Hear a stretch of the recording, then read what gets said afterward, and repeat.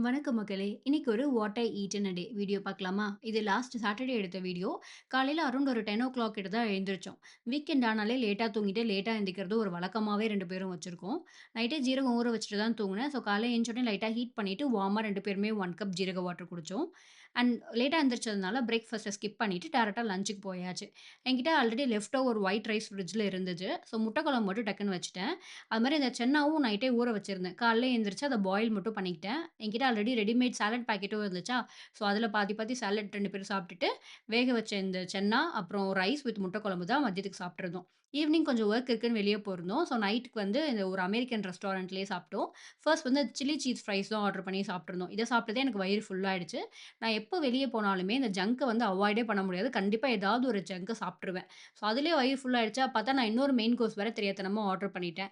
இந்த மெக்சிகன் பவுல்ல நான் ஒன்லி அந்த வெஜிடபிள்ஸ் அண்ட் சிக்கன் மட்டும் தான் இருக்கும்னு நெனச்சேன். பார்த்தா ரைஸோட சேர்ந்து வந்துருச்சு. என்னால சாப்பிடவே முடியல. நானும் கஷ்டப்பட்டு கொஞ்சம் சாப்பிட்டு ட்ரை பண்ணிட்டு, அப்புறம் முடியலன்னு பாதிய வேஸ்ட் பண்ணிட்டேன். எப்பவுமே இந்த மாரி தான் வெளிய போயிட்டு ஏதாவது ஒண்ணு எக்ஸ்ட்ராவா ஆர்டர் பண்ணிட்டு, அத வேஸ்ட் பண்றதே என்னோட வேலையா போச்சு. அது மாரி வீட்டுக்கு வந்தோனே கொஞ்சம் ஹெவியா சாப்பிட்ட மாரி இருந்துச்சுன்றனால, ஜீரக வாட்டர ஸ்கிப் பண்ணக்கூடாதுன்னு ரிமைனிங் இருந்தத ஹீட் பண்ணி குடிச்சுட்டு, அப்படியே கம்கமா போய் படுத்து தூங்கிட்டேன். நெக்ஸ்ட் வீடியோல மீட் பண்ணலாமா? Bye by.